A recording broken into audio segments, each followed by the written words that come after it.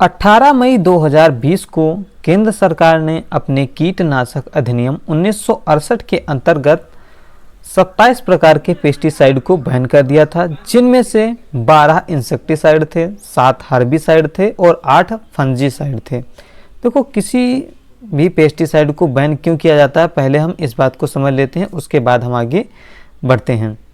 तो किसी भी पेस्टिसाइड को बैन करने के लिए ये देखा जाता है कि क्या वो जिन फसलों में प्रयोग किए जाते हैं उनसे ज़्यादा पशु पक्षियों और मनुष्य के जीवन को ज़्यादा प्रभावित करते हैं, जिनमें उच्च जोखिम की क्षमता होती है, उन्हें ही बैन कर दिया जाता है। वो 8 जुलाई 2013 को एक टीम गठित करके और 66 उन कीटनाशकों का नाम, उन पेस्टिसाइड का नाम दिया गया, क्योंकि कीटनाशक कहना गलत होगा, क्योंकि पेस्टिसाइड जो है उसमें कीटनाशक भी आ जाते हैं, खरपतवार नाशक भी आ जाते हैं और फफूंदनाशक भी आ जाते हैं, तो पेस्टिसाइड कहना ज़्यादा सही होगा। तो उन 66 पेस्टिसाइड का नाम दिया गया जो कि अन्य देशों में बैन थे और हमारे देश में धड़ल्ले से प्रयोग हो रहे थे। अब यहाँ पर काफ़ी लंबी प्रक्रिया चली और फाइनली 18 मई 2020 को राजपत्र में 27 पेस्टिसाइड का नाम छाप करके और जनता के लिए उपलब्ध करा दिया गया कि अब कोई कंपनी इसे बेचेगी नहीं और आप खरीदेंगे नहीं, इसे प्रयोग नहीं करेंगे, क्योंकि ये मनुष्य के लिए, पशु पक्षी के लिए ज़्यादा घातक हैं। लेकिन ये कीटनाशक प्रतिबंध एक आदमी को रास नहीं आया, जिनका नाम था नारायण सिंह राठौर, और वो पहुँचे उच्च न्यायालय। उन्होंने अपनी रिट पिटीशन जो है उच्च न्यायालय में दायर कर दी। इसकी सुनवाई करते हुए 21 जुलाई 2020 को उच्च न्यायालय ने कीटनाशक कार्यान्वयन पर रोक लगा दी और इन दोनों का मुकदमा जो है वो चलने लगा।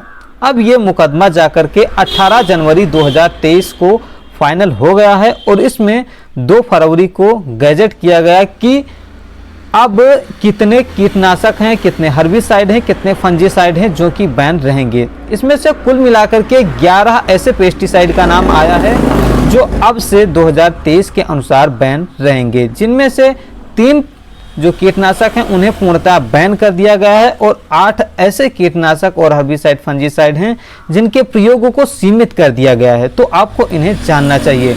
अब इस राजपत्र को 15 फरवरी 2023 को जनता जनार्दन के लिए उपलब्ध करा दिया गया है। तो आपको ये जानना बेहद ज़रूरी है कि कौन सी वो पेस्टिसाइड हैं जिन्हें हमें प्रयोग नहीं करना है या जिन्हें हमें अब खरीदना नहीं है, जो हमारे उच्च जोखिम के लिए जिम्मेदार हैं। 3 कीटनाशक जो पूर्णतः प्रतिबंधित कर दिए हैं वो हैं डाइकोफाल, डिनोकैप और मेथोमाइल, जिनके निर्माण, आयात, परिवहन, बिक्री सब पर पूर्णतः प्रतिबंध लगा दिया गया है। अब 8 ऐसे पेस्टिसाइड हैं जिन पर उनके प्रयोग को सीमित कर दिया गया है कि आप इन फसलों पर आप प्रयोग ना करते हुए बाकी अन्य फसलों पर प्रयोग कर सकते हैं। उन पेस्टिसाइड का नाम जान लेते हैं और देख लेते हैं कि कौन कौन ऐसी फसलें हैं जिन पर हमें उनका प्रयोग नहीं करना है। कार्बोफ्यूरान, जिसके 3% को छोड़ करके बाकी सभी फार्मूलेशन को पूर्णतः बैन कर दिया गया है। 3% जो कार्बोफ्यूरान आता है वो जमीनी कीट को मारने के लिए प्रयोग में लिया जाता है। मैलाथियान, जो कि सबसे ज़्यादा प्रयोग होता है डस्ट पाउडर के रूप में, और इसके जो है प्रयोग को सीमित कर दिया गया है। इसका प्रयोग आप ज्वार, मटर, सोयाबीन, अरंडी, सूरजमुखी, भिंडी, फूल गोभी, मूली, शलजम, मटर, टमाटर, सेब, अनार, अंगूर इत्यादि पर आप प्रयोग नहीं कर सकते हैं। इसके अलावा मोनोक्रोटोफास, जिसके 15% ESG फार्मूलेशन को छोड़कर बाकी सभी इनके फार्मूलेशन पर बैन लगा दिया गया है। इसके बाद आता है क्यूनॉलफॉस, जो कि एक कीटनाशक ही है। इसका प्रयोग आप जूट, इलायची और ज्वार पर नहीं कर सकते हैं, बाकी अन्य फसलों पर कर सकते हैं।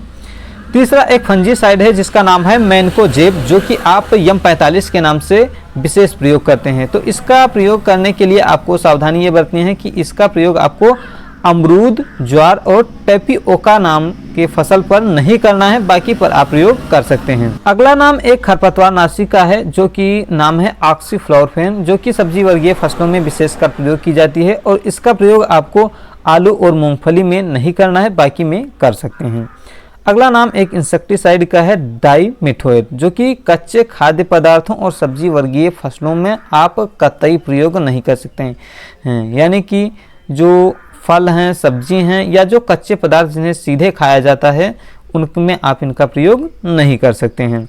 आखिरी है क्लोरपाइरीफास, जिसे आप बेर, नींबू और तंबाकू पर नहीं प्रयोग कर सकते हैं, बाकी अन्य पर प्रयोग कर सकते हैं। तो ये कुछ नाम हैं जिन्हें अब 2023 के अनुसार बैन कर दिया गया है, तो इन्हें आप जानिए और जिस प्रकार से प्रतिबंधित हैं तो उनका प्रयोग ना करें, और जिनके प्रयोग सीमित कर दिए गए हैं तो उन्हें आप वैसा ही प्रयोग करें। तो आज की वीडियो में बस इतना ही। मिलता हूं मैं आपको अगली वीडियो में और जानकारी के साथ। तब तक के लिए जय हिंद, राम राम।